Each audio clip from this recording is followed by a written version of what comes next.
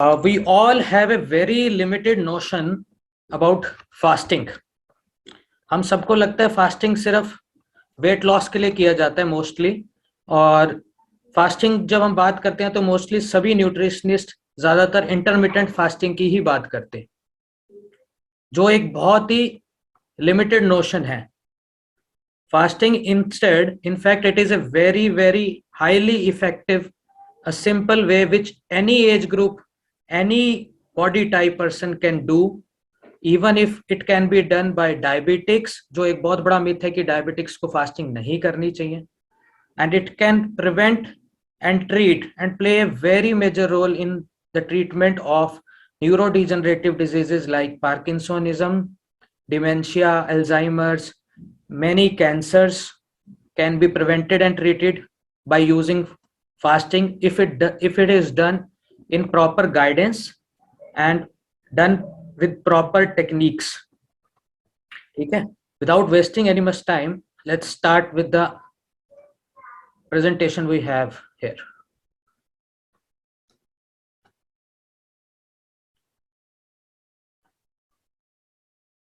I think the screen is visible now.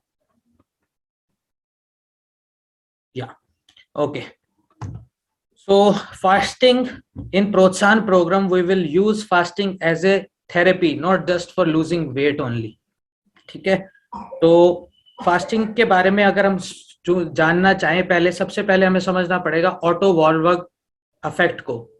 Warburg effect 1924 में doctor Otto Warburg ने दिया था. He won a Nobel prize for this also. इन्होंने बताया था कि जो कैंसर सेल्स हैं वो नॉर्मल सेल्स के कंपैरिजन में कई गुना ज्यादा शुगर इंजेस्ट करते हैं. मतलब कैंसर सेल्स की ग्रोथ के लिए शुगर एक एसेंशियल इंग्रेडिएंट है, और इसीलिए अगर हम शुगर इनटेक को थोड़ा कम कर लें या रोक दें तो हम कैंसर के सेल्स की ग्रोथ को, प्रोलिफरेशन को रोक सकते हैं. इसी वॉरबर्ग इफेक्ट को यूज करके हमने एक हाईली इफेक्टिव डायग्नोस्टिक टेक्निक बनाई जिसको पेट स्कैन बोला जाता है. इसमें हम लोग रेडियो एक्टिव ग्लूकोज को इंजेक्ट करते हैं जिनका हमें टेस्ट करना होता है, और फिर कुछ घंटों के अंदर, कुछ मिनटों में और घंटों में जहां जहां बॉडी में कैंसर सेल्स हैं वो ज्यादा शुगर अपटेक करेंगे, तो उस वजह से वो लाइटन अप हो जाते हैं पेट स्कैन में, और इन्हीं एरियाज को हम फिर कैंसर की तरह देख पाते हैं. और इससे हम ये भी पता लगा सकते हैं कि पूरी बॉडी में कैंसर फैला है या नहीं. और जब आप ये टेस्ट की रिपोर्ट्स भी देखेंगे तो अलग अलग जगह ये एक्सप्लेन किया जाता है SUV वैल्यू, SUV मैक्स लिखा होता है, जिसका मतलब होता है शुगर अपटेक वैल्यू. और इसी हिसाब से हम पता लगा पाते हैं कि कोई भी कैंसर बहुत एक्टिवली बढ़ने वाला है, बहुत रैपिडली प्रोलिफरेट करेगा, या स्लो इंक्रीज होने वाला है. इसके अलावा ओबेसिटी स्मोकिंग के बाद नंबर 1 कॉज है फॉर द प्रिवेंशन ऑफ या cause of cancer, which is a modifiable cause. तो अगर हम फास्टिंग को अच्छी तरह यूज करें और अपने वेट को मेंटेन करें तो हो सकता है हो कह सकता है, बिल्कुल डेफिनेट है कि हम कैंसर को प्रिवेंट कर सकते हैं. और obesity is one of the major, now it's becoming number 1 cause for non-alcoholic fatty liver disease and cancers. Also, जब हम लोग फास्टिंग करते हैं तो हम अपने एनर्जी सोर्स को और प्रोटीन सोर्स को लिमिटेड कर देते हैं.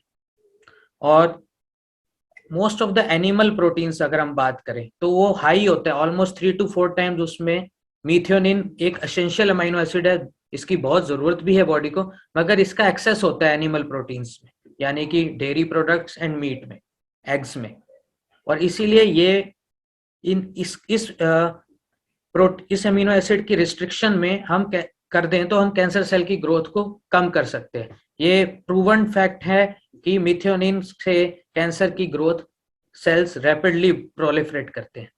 बट यहाँ पे देखिए हम कितना गलत प्रोटोकॉल हम अपने cancer patient, most of the cancer patients are given protein supplements instead of advising them for fasting. ज्यादातर ऑन्कोलॉजिस्ट हमें ये बताते हैं कि हमें प्रोटीन सप्लीमेंट्स, और आजकल आप देख भी रहे होंगे कितनी एड्स आती हैं, कोई कहता है प्रोटीन पाउडर्स पीजिए उससे इम्यूनिटी होगा, हम इंडियंस बहुत ही प्रोटीन डेफिशिएंट डाइट खाते हैं, एटसेट्रा एटसेट्रा। अगर हिस्टोरिकली देखें, अगर हम लोग हमारे पूर्वज 1950 से पहले या और पहले की बात करें, जब हम शिकारी थे, हंटर गैदरर्स थे, तो शिकार रोज तो हाथ लगता नहीं था। तो और जब हमने एग्रीकल्चर सीखा उसके बाद भी हमें इतना इजीली, जब ग्रीन रेवोल्यूशन नहीं था तो बहुत स्कैरसिटी में फूड अवेलेबल होता था। कभी कभी 2 मील तो मिलना एक लग्जरी हुआ करती थी। एक मील मिली, शिकारियों को तो कभी हफ्ते बाद मिला, शिकार नहीं मिला, तो बीच में वो नेचुरली मजबूरी में भी फास्टिंग कर रहे होते थे। But recently 1970 green revolution, agriculture, cold storages, ये सब आने की वजह से हम लोग बहुत लग्जूरियस टाइम में, बहुत ही एफ्लुएंट लाइफ में आ गए हैं। उस वजह से होता क्या है, पहले तो हम लोग 1970 से अभी तक फिर भी एक कॉन्सेप्ट था कि भाई दिन में 2 या 3 बार हमें खाना खाना है। बट आज प्रेजेंट जनरेशन की बात करें तो 3 मील्स तो हमें चाहिए ही चाहिए मिनिमम। उसके अलावा चाय के साथ स्नैक्स, कभी कभी हाईली शुगर ड्रिंक्स, बच्चों को आपने देखा एनर्जी ड्रिंक्स, और इतना कुछ कॉमन होता जा रहा है। और यही हमें कंपनीज बेच भी रही हैं इसी तरीके से। जिस तरह से लोग बोलते हैं कि हम फास्टिंग कैसे करें, क्योंकि करना मुश्किल है, क्योंकि उन्होंने लोगों ने अपने आप को फ्रीक्वेंट ईटिंग की आदत डाल रखी है। फास्टिंग के बारे में समझते हैं कि बॉडी में होता क्या है। Let's demystify it. जब हम लोग खाना खाते हैं, कुछ भी खाना मुंह में डालते हैं, चाहे प्रोटीन हो, फैट हो, एनीथिंग, हमारे बॉडी में इंसुलिन सेक्रेट होता है पैंक्रियास से। इसे इंसुलिन स्पाइक भी बोला जा सकता है। Insulin is synonymous with A fat storing hormone. Insulin is a fat storing hormone. तो क्या करता है, जो तो हमें एनर्जी की जरूरत है जितने ग्लूकोज की, वो तो हम ग्लूकोज यूज कर लेती है बॉडी। उसके अलावा उसको स्टोर कर देता है लिवर में ग्लाइकोजन के रूप में, एंड बाकी जगह भी फैट स्टोर्स की तरह। जब हम नहीं खाना खा रहे, जब हम फास्टिंग पे हैं, तो इंसुलिन डिक्रीज हो जाता है। यही बात है सही कि डायबिटीज भी फास्टिंग करेंगे तो उनको फायदा हो। इंसुलिन बॉडी में डिक्रीज होगा, इंस्टेड पैंक्रियाज एक नया हार्मोन ग्लूकागन सेक्रेट करती है। उससे क्या होता है, जब हम खाना नहीं खा रहे तो हमारी बॉडी फिर उसको एनर्जी सोर्स के लिए नहीं मिलता, तो ये ग्लाइकोजन, जो फैटी लीवर आप देखा है दिल्ली में ऑलमोस्ट, या किसी भी मेजर सिटीज में 70% लोगों को फैटी लीवर है, वो इसी स्टोरेज की वजह से। तो जब हम खाना नहीं खाएंगे, बॉडी को एनर्जी सोर्स तो चाहिए ही चाहिए, तो वो इस फैट से फिर ग्लूकोज में कन्वर्ट करेगी। इसको कहते हैं gluconeogenesis. This is a physiological process. तो इस तरह से हम फैटी लिवर और भी बीमारियां, डायबिटीज और बाकी बीमारियों से बच सकते हैं। सबसे ब्रेकफास्ट सीरियल्स आ गए हैं, जैसे बहुत सी कंपनियां, मैं नाम नहीं लेना चाहूंगा। तो हमें क्या बताया कि breakfast is the most important meal of the day. और यही कॉन्सेप्ट हमने सुन सुन के अपना वेट और बीमारियों को, लाइफस्टाइल डिजीज को बढ़ा लिया है। महर्षि वाघभट्ट, जो चरक के सबसे फेवरेट डिसाइपल्स में से एक थे, उन्होंने बहुत साल पहले ही अपने सूत्रों में लिख दिया था। देखिए कितने ल्यूसिडली उन्होंने एक्सप्लेन कर दिया फास्टिंग को। विमलेंद्रिता सर्गो मलानाम लाघवम रुचि, क्षुद्रट सहोदय शुद्ध हृदयो द्वार कंठता, व्याधि माधव मुत्स्यास्त आंध्र निश्चत लाघिते। मतलब ये आपकी इंद्रियों को निर्मल करेंगे, यानी डिटॉक्सिफाई करेंगे, आपकी फीलिंग्स को, मेंटल ब्लॉकेज को ठीक करेंगे, शुद्ध हृदय करेंगे, आपको खाने की रुचि को हेल्प बढ़ाएंगे कम करने की जगह, आपकी डाइजेस्टिव सिस्टम को रेस्ट देगा। उसके अलावा आपके ऑर्गन्स रिफ्रेश्ड रूप में आएंगे। और लोग बोलते हैं फास्टिंग में वीकनेस आती है, बल्कि इसमें लिखा है कि लिथार्जी आपकी कम होगी। और ये सब फैक्ट है। We are now with recent research proving this and finding this, कि ये सब जो हमारे शास्त्रों में, वेदों में लिखा है, we are getting into these things, proving it. अब हम फास्टिंग करते हैं तो क्या होता है, देखिए नॉर्मली जो हम नॉर्मली खाना खाते हैं, जैसे फर्स्ट फिगर में है यहाँ पे, हम सुबह उठे, ये स्लीप का टाइम, हमें सुबह ये उठ के हमने ब्रेकफास्ट किया, यहाँ आप देखिए फैट स्टोरिंग है, और ब्रेकफास्ट हमने रिच कर लिया हाई कार्ब। उसके बाद थोड़ा सा टाइम लंच तक हमें गैप मिला, यहाँ पे हम इसको थोड़ा सा ये फैट बर्निंग टाइम मिला, इतने में लंच कर लिया, स्नैक कर लिया, फिर कुछ खा लिया, फिर लंच, फिर फैट। तो सारा दिन हम फैट स्टोर करते रहते, खाते खाते खाते खाते। इतना फ्रिक्वेंटली इंसान को खाने की जरूरत है नहीं हेल्दी ब्यूटी के लिए। अब जब हम फास्टिंग करते हैं, जैसे इंटरमीडिएट फास्टिंग, जो बहुत लिमिटेड, सब न्यूट्रिशन बस इंटरमीडिएट फास्टिंग पर रुक जाते हैं, इससे आगे नहीं चलते। एज ए डॉक्टर मेरा फर्ज है कि हम फास्टिंग को एज ए थेरेपी यूज करें। दवाइयां अपनी जगह है, हम कैंसर की ट्रीटमेंट और बहुत सी neurodegenerative disease and autoimmune diseases, we will further with coming slides prove this, तो उनको हम दवाइयों के साथ साथ फास्टिंग यूज करके बहुत जल्दी और आसानी से ठीक भी कर सकते हैं। जब इंटरमिटेंट फास्टिंग की हमने, तो देखिए इतने घंटों तक हमारा फैट बर्न हुआ, इसलिए इंटरमिटेंट फास्टिंग सक्सेसफुल है। ये ग्रीन जोन जो है फैट बर्निंग एरिया है, तभी हमारा फैट जल्दी कम होने लगता है जब हम इंटरमिटेंट फास्ट करते हैं, यानी कि 16 घंटे 14 घंटे के बाद।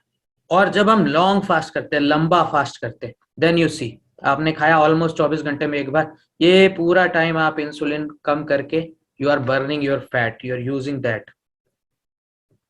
नाउ विद फर्दर, अब हमें क्वेश्चन बहुत लोगों को आता है कि हमें कितनी फास्टिंग करनी चाहिए, कितने घंटे फास्टिंग करनी चाहिए। ये डिपेंड करता है इंडिविजुअलिस्टिक नीड्स पे, अपनी बॉडी टाइप पे, और कितना स्टबर्न आपका फैट है, आपकी बीमारी कितनी है, आप किस लेवल ऑफ डिजीज या हेल्थ पे अभी है। अगर आप सिर्फ इंसुलिन रेजिस्टेंस और वेट कम करने की बात करते हैं तो आप 16 से 18 घंटे में वो अचीव कर सकते हैं मोस्ट ऑफ द पीपल। लेकिन अगर आप बात करते हैं कि हमें डिजनरेटिव डिजीज को, कैंसर्स को ठीक करना है और प्रिवेंट करना है, तो हमें लॉन्गर फास्ट, कई बार हमें 48 घंटे तक या 72 घंटे तक के फास्ट भी करने चाहिए। अगर आप हेल्दी हैं तो इसको इनफ्रिक्वेंटली कीजिए, मतलब आप कर लीजिए इसको 3 महीने में एक बार या महीने में एक बार 24 घंटे। आई पर्सनली, कल एकादशी है, I personally keep 24 to 36 hours twice a month.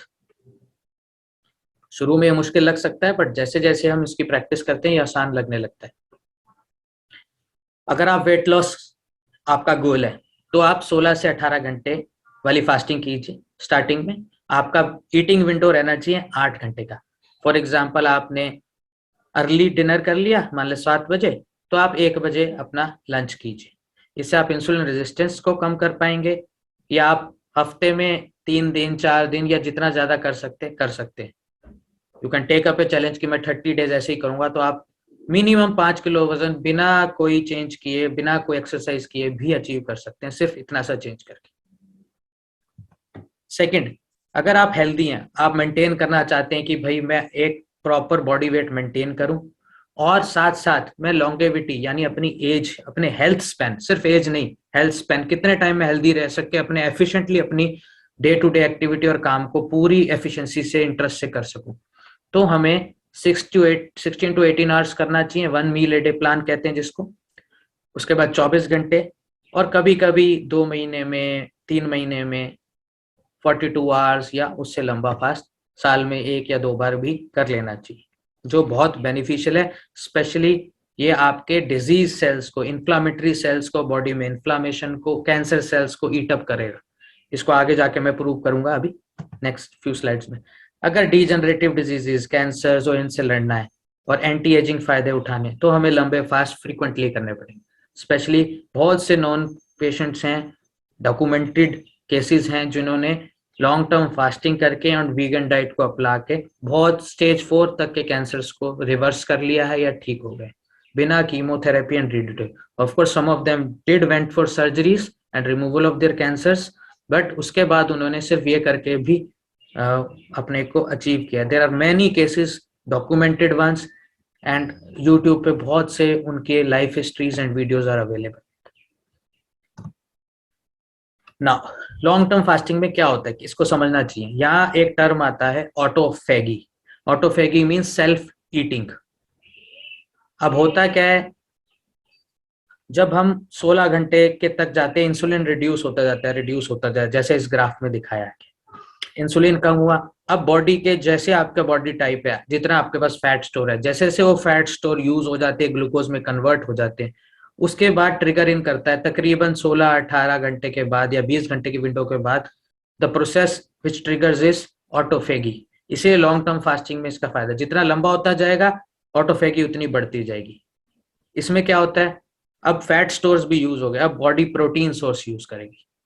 But body इतनी परफेक्टली मेड है, ह्यूमन नेचर, ह्यूमन बॉडी, कि वो कभी भी हेल्दी प्रोटीन यानी अपने मसल्स को, अपने नेचुरल हेल्दी सेल्स को पहले नहीं खाएगी। वो पहले खाएगी जो डिग्रेडेड सेनेसेंट डिजीज सेल, जिनकी एज हो गई है, जैसे हमारे आरबीसी हर 120 दिन में उनको रिप्लेस करना पड़ता है। ऐसी बॉडी के कई कई से एपिथेलियल सेल्स, जो सबसे कॉमनेस्ट कॉज है कैंसर का, carcinomas are 90% of all the cancer included, जो एपिथेलियल सेल्स से जनरेट करते हैं। एपिथेलियल सेल्स जो पुराने हैं, डिजीज्ड है, म्यूटेटेड है, ये उनको खाएगी। तो इस तरह से आर्थराइटिस की बात करें या रूमेटॉइड आर्थराइटिस, उसमें ऑटो इन्फ्लामेटरी जो ऑटो इम्यून एंटीबॉडी कॉम्प्लेक्सेस या ऑटो इम्यून सेल्स हैं उनको खाएगी। तो बॉडी अपने आप ही डिजीज को खाने लगती है।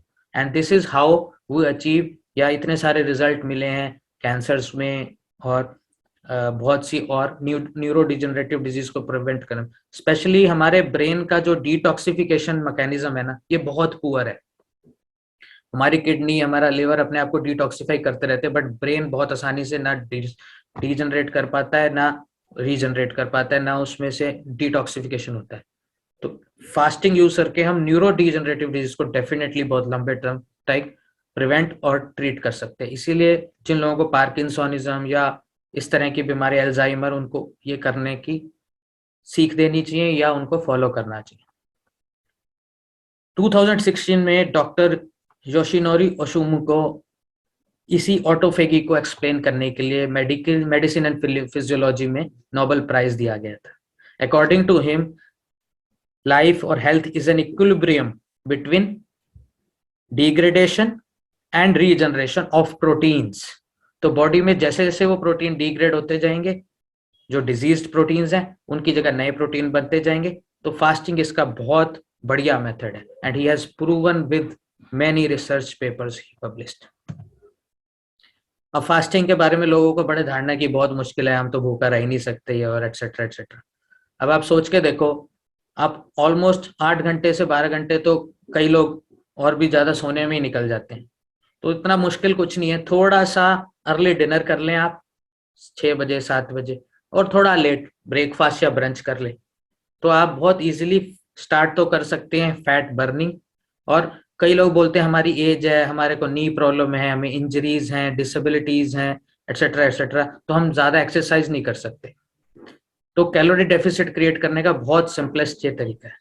और ब्लू जोन्स, जो सबसे हेल्दीएस्ट पीपल हैं वर्ल्ड में, 5 जो ब्लू जोन्स हैं, इवन लद्दाख के भी कुछ एरियाज में इस तरह के लोग हैं जो स्कार्सिटी में जी रहे हैं, या जो जानबूझ के अपनी कैलोरी डेफिसिट मेंटेन करते हैं, 80% तक डाइट ही खाते हैं अपनी पेट भरने के 80% तक। ओकिनावन पीपल इसको कहते हैं हारा हाबिशूट। नाउ इंटरमिटेंट फास्टिंग के बेनिफिट्स हमने एक्सप्लेन कीजिए।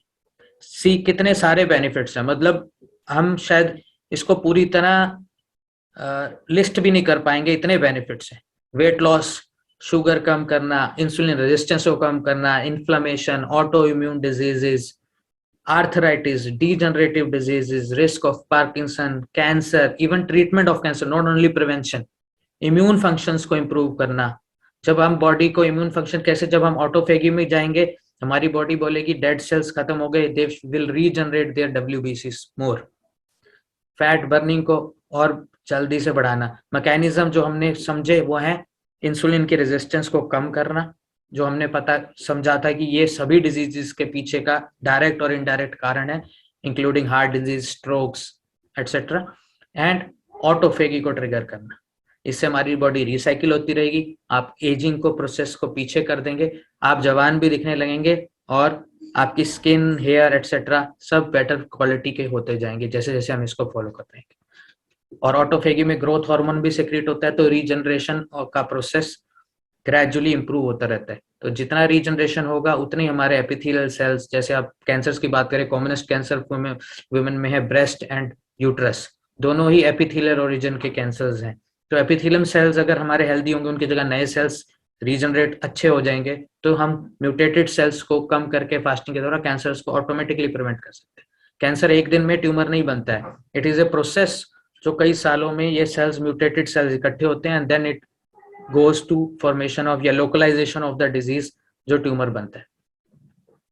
और इसी वजह से हमने देखा है सर्जरीज के बाद भी, ट्यूमर्स के बाद भी, कीमोथेरेपी के बाद भी रीजनरेट हो जाता है कैंसर कुछ सालों में। तो इवन सर्जरीज के बाद या ट्रीटमेंट के बाद भी कीमोथेरेपी के इफेक्ट को बढ़ाने में भी फास्टिंग कारगर है।